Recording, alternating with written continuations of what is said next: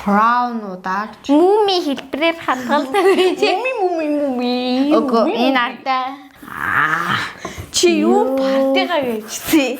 Тэнэгтэй дийл та одоо. За. Танд хамаагүй би өөрөө уншдаг шүү. За очихоо. За. Сайн байна уу? Өнөөдөр их хоёр эртний Египтийн тухай мэдээллийг хүргэнэ.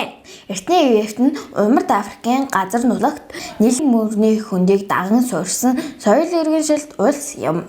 Нил мөр нь их үерэлдэг байсан ба хот осгонууд бүхэлдээ сүрдэг байсан байна.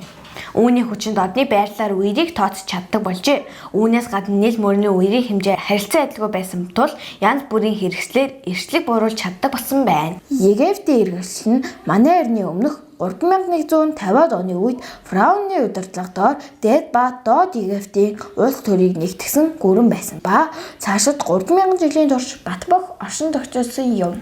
За ингээд сонирхолтой мэдээллүүдийг хүргье. Пирамидын суурь нь 5 ширхэг хөл бөмбөгийн талбай хэмжээтэй асар том бөгөөд 2 сар гаруй том жолоо блок ашиглан хийжээ. Пирамидын бүтээн байгуулалт эд өрнөж байсан 4000 гаруй жилийн өмнөөс л Нил мөрөн үерлэж тариаланчид ажилгүй болж эхэлсэнд ажлаар хангах гол зүйл нь пирамидуудын бүтээн байгуулалт байжээ. Египтэд аврах том хүн толгойтой арслан биетэй хөгшөө байдаг ба түүнийг Сфинкс гэдэг. Египт улс нь муурыг ихэд дээдэлдэг байсан ба хамгийн анх гэртээ жижигсэн гэдэг.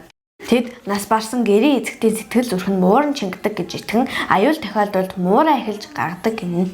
Пирамидыг ойролцоогоор 20 жил барьдаг байжээ.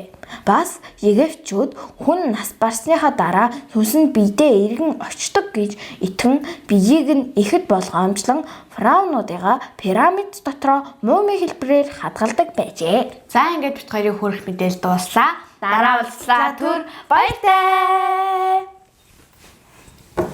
Одоо дахиад Египт нь Умард